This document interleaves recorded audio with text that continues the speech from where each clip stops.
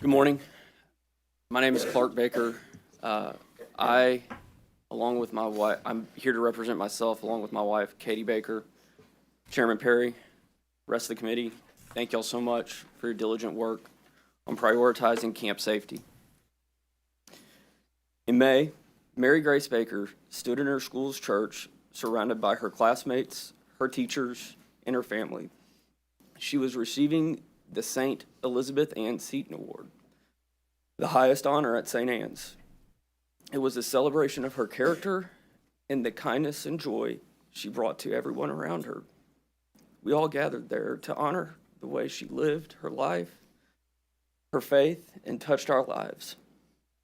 And if we closed our eyes tight, we could almost imagine a world where that beautiful ceremony was just the first page of a lifelong story.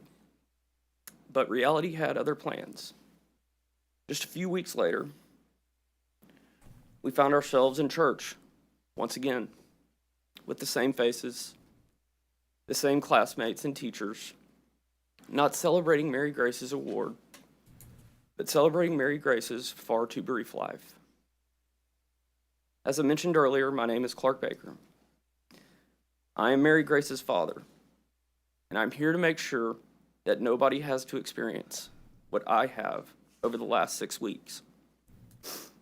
My birthday is July 1st.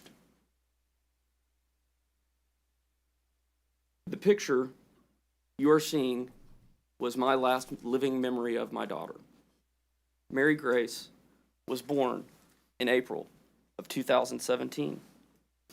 2 months later, my wife lost her grandmother. And 4 months after that, I lost my own mom. Mary Grace was the light that helped all of us in the family through that dark moment in time. And shine she did.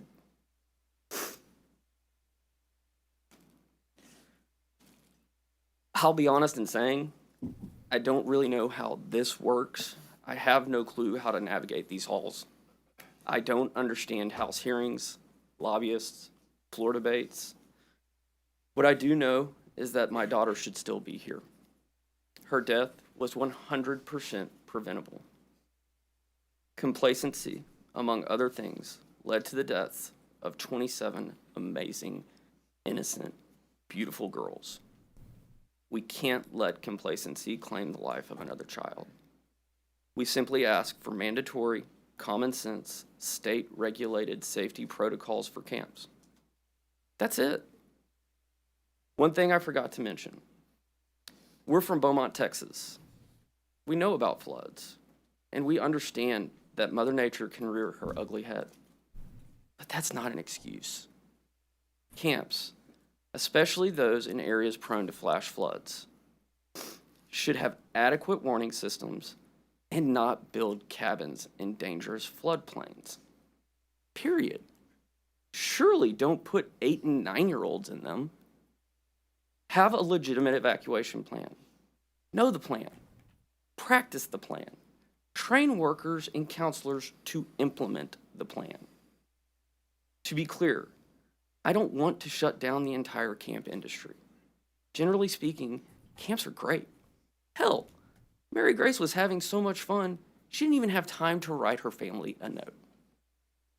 I simply ask that our camps be held to a standard similar to other institutions that oversee our children. At the end of the day, Hurricane Harvey hit us hard, and the very next year, we were blasted by Hurricane Imelda.